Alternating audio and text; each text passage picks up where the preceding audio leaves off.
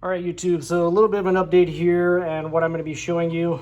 I did have my AC compressor mounted in the truck using this mount. So this was from like MalibuRacing.com. I don't remember the exact website, but I had to do something with Malibu. So this is actually a 4.3 liter AC compressor, S10 AC compressor, like from the old school first generation S10, right? And I had to cut part of the bracket off right here, flipped it upside down, and I was gonna go with the pancake compressor, right? But I read that those things have a propensity to fail on a regular basis.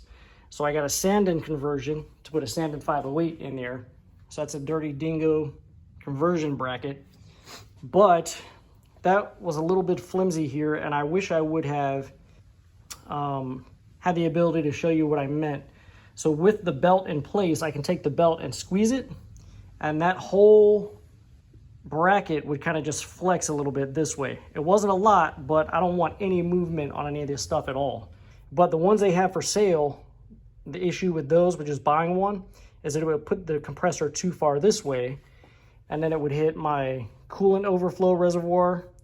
So, you know, I could relocate that or put a different one down here since I relocated my battery and everything, but then I'm gonna have to find somewhere else to mount the computer, and it's just gonna be a cascading effect. Because on eBay, I got this 8x10 by ½ inch thick aluminum, and then the 1-inch round bar here. So I'll use a drill press and a bandsaw that I just bought to cut everything out. So also what I've gone ahead and done is set my old bracket with all the mounting points on this piece of paper here and mapped out where all my mounting points need to go, just to make sure that it does fit on my aluminum. So here we are. I've gone ahead and put a metal bandsaw blade on my bandsaw, and I've gone ahead and put my template down on my ½ inch thick aluminum, and I'm gonna go ahead and cut this out. Then I'll put it on my drill press over there and drill it out as well. So as you can see, I've got the first bracket mounted up. I was able to get a bolt down here, but it's kind of tight with the water pump in the way, but it's really not necessary, it doesn't look like. I would kind of leave that tab down there though, so it has more surface area against the head. But, I mean, this is, I don't know if you can see in the video, especially with me moving around, but I'm trying to push down on this and it's barely moving the way it is. So I've gone ahead and put my next template, use my spray adhesive to affix that to a piece of metal. I'm gonna go ahead and cut this out. FYI, it does take quite a while to cut this ½ inch thick aluminum on that bandsaw. You have to take your time and go really slow with it so you don't overheat the saw, but it will work, assuming you have the proper saw blade on there. Without the proper saw blade, that's obviously not gonna work. You don't wanna use a wooden saw blade. You wanna use something more along the lines of, you know, like hacksaw teeth, smaller teeth, more numbers, something made from metal. So be aware of that. Make sure you change your blade out. So I'm gonna go ahead and get to work here.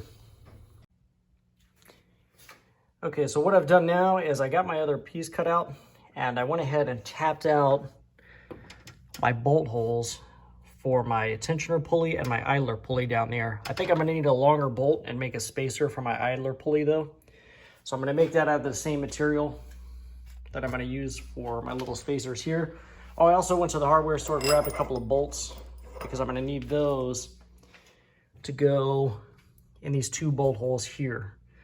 Because what I'm gonna do is put a spacer between those to kind of give this a little bit more rigidity. This is actually pretty rigid the way it sits, but it does flex a little bit, and that's not good. So, but as you can see, this is actually looking pretty good. I've got enough space between my 2 pulleys there for my belt.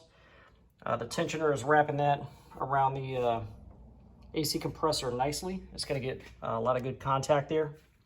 And I'm measuring from my belt now. So I'm just putting the string around here to get a general idea as to how long the belt needs to be. Okay, so I went ahead and drilled these out to 9/16. I know it's a little off center, but that's fine because that will allow the bolt to go through there. When you tighten it up, everything will square up really good. Because I did make sure that I got this cut. I used a miter saw with a hacksaw to cut that, and it was pretty close to 90 degrees there. It came out pretty good. I don't think, if you had like a chop saw or something like that, that would definitely cut at an exact 90, that would be better. But I think this is gonna work. You can see what I've got right now with the setup. I've got one bolt down there in the bottom, one bolt through here, and I'm going to put one bolt through here. That'll give me 3 bolts going into my head right there. So my bolts were 140 millimeters long. I bought them at Ace Hardware. I had to cut about 1/4 of an inch, maybe 3/8 of an inch off the end of it there, and then file it down to a taper. They were too long to go in the head, so when I tried to thread it in, it was bottoming out. So now having these holes a little larger, and I drilled these out a little larger also, what that's going to do is allow this front plate to float relative to the back plate, right? So you don't want that, because if you tighten it up, you know, with the front plate too far one way or the other, that's going to throw off your angle for your pulley. So the way I'm going to alleviate that is I'm just going to put these bolts through and not tighten them down, but just have them in place, and then go ahead and bolt my compressor in place, and the compressor tabs up against this flat surface should square everything up, and then I can tighten everything down. So I'm going to go ahead and do that. Okay, YouTube, so actually I have a few hundred miles on this setup as of this point with this custom AC bracket. I wanted to make sure everything was good to go before I actually told you guys that everything is good to go. And I've got about 500 miles on the setup, and I've made sure that I've definitely been doing some like full wide open throttle pulls and everything. That way, you know, make sure I'm not losing the belt or anything. And I'm having 0 issues with it so far. I've not had the belt come off at all. We are good. The only thing I did change up was the spacing on this spacer back here. If I can get my camera to focus, there we go. I did change up the spacing on that, and it keeps wanting to refocus. Right there. So I'm gonna have to re-measure that. I did have to make that a little bit longer than what I initially showed. But other than that, we are perfect. I think what that does is the way everything's set up now, the belt alignment is off about 1/8 of an inch out. So if you wanted, you could mill about 1/8 of an inch out of this here, but I've not had any issues with it. It'll squeak just a hair on engine startup until the belt warms up, but I've had no issues with the belt trying to walk around or anything. You can rev the engine. This 1/2-inch aluminum plate is nice and solid. The compressor does not move at all. There's no flex in it at all, and the tensioner holds everything on there nice and tight. So we are good to go. I'm going to go ahead and measure that distance on that little spacer though. So I did take a tape measure and measure from the back surface of the pulley here to the mounting plate here, and we've got 1 3/16 of an inch spacing there. So that's the setup. That was the process of me making a custom AC bracket. I will say that it was a lot more work than it probably should have been.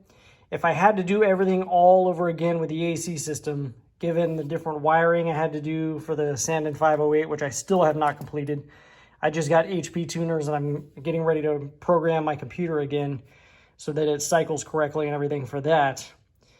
My suggestion would be to just go ahead and notch the frame and use the variable speed compressor that you would normally use with these engines. That would be the most simple route to go with this. I definitely overcomplicated it by making my own lines and putting the Sanden 508 and everything. I just thought that was the easier way to go, but I thought wrong. So doing it all over again, I would say definitely notch the frame and put the compressor down there. But if you're in a position where the engine is in and you've not notched the frame and you want to go this route, this is a pretty good option. So thank you for watching, YouTube. I hope this helps you out, gives you a little bit of information, helps you decide what you want to do with your build. And again, thank you.